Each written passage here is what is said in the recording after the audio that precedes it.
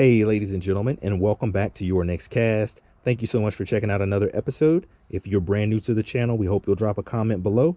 And if you like this content, make sure you hit that thumbs up. Today is going to be very quick. I'm just going to walk through how to Texas rig a soft plastic, or at least how I do it anyway. I've been asked this several times because people have been fishing some of the lures that I've recommended, and they're like, I don't know, how you're doing it. And I would love to see a close-up of how you're rigging these things. And so I don't know if it'll get any closer than it's going to get today, because I'm going to show you exactly what I do. So I used a pretty big hook. This is a 5/0 hook. I don't typically use that big of a hook unless I have a much bigger worm. So this is a 4-inch worm I have right here. It's a yum dinger. It's something I fish with often. Actually, let me switch up real quick. I should have done this earlier and been better prepared. This is a 3/0 hook. This is more realistic of what I would put it on. But it doesn't matter. The technique is kind of the same. So you always want to identify a top of the bait and the bottom of a bait. And so with the yum dingers, they have a slit like this in the top. A lot of lures have that. But sometimes lures are two-tone. So if you see this line right here, there's an indentation right here, a seam, if you will. Usually this top seam is one color, and then this bottom one is a different color.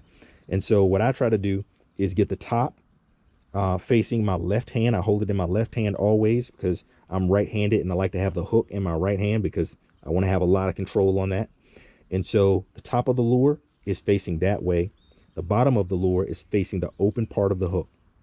And what I want to do is see this barb right here? Let me make sure you can see that. There's a barb. Hopefully it comes through okay. Let me do this.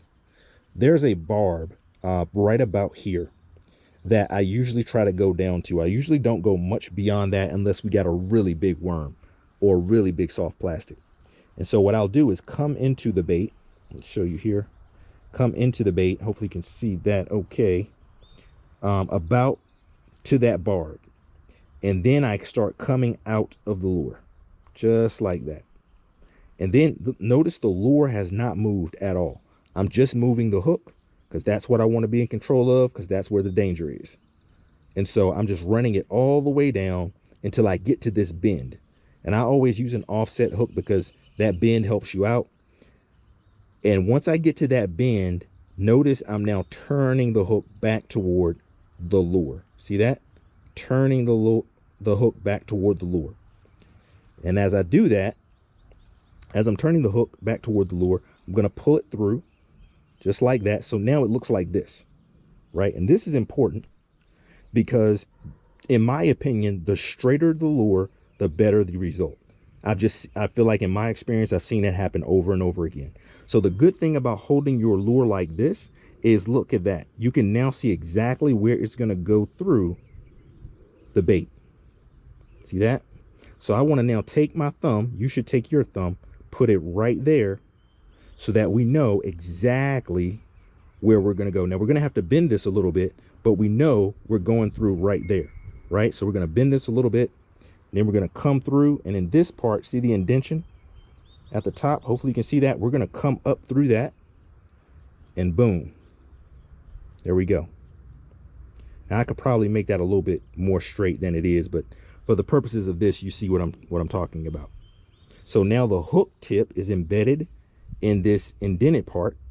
So now when the fish bites down, obviously it exposes the hook.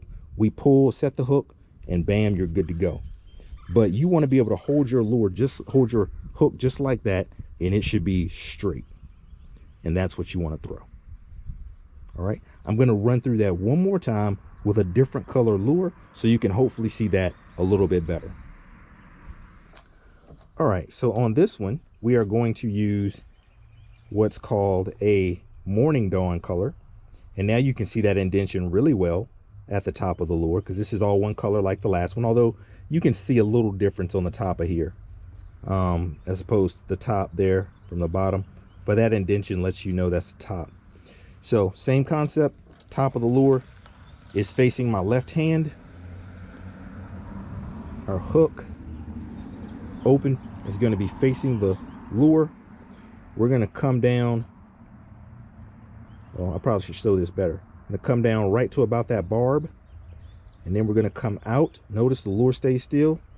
We're going to go down like that, Notice the open part is now facing the right, and we're just going to turn. We're going to pull this up, and we're going to turn that hook around. Now this has been eaten up a bit, so it's not the best, quite honestly, because I've used it a bunch. Actually, let me do this real quick. Let me show this technique too. So when this happens, because this will happen, like if you catch a bunch of fish and you're frugal like me and you want to try to keep reusing lures, that's going to happen. All you got to do is take your scissors and cut that part off. Now it's a little bit shorter, but you can reuse it. And I do this all the time. And now I might use a smaller hook. I might use a 2/0 or a 1/0 hook, but still same concept. And plus it gets that salt. I don't know if you can see that all that well, but there's salt all around this. Anyway, top part facing the left, hook is open. Let's go down part way through there. I'm gonna come out. I'm in control of the hook the whole time. So if there's young people, kids watching this, make sure you're in control of the hook all the time. The plastic isn't going to hurt you, but the hook might. So we want to come down, pull that up like that. And you can still see where it's going to need to come through right there. That's the beauty of doing it like this. And then what you want to do is pinch it up and show where it's going to come through. And in this case, we can still use this hook. It's fairly straight, and look at how that hook is buried down in that slit. Now I personally like this because I can pull it through grass and leaves and all kinds of stuff and it doesn't get caught up. But once that fish bites, boom, it bites down, it exposes that hook, and then you just pull and set it. But notice we're still straight, still very, very straight. And there you go. And that is how I Texas rig my soft plastics. Hopefully this has been very helpful for you. If it has, again, throw a thumbs up, leave a comment below. We hope that you have a good day and a good night. We will see you next time.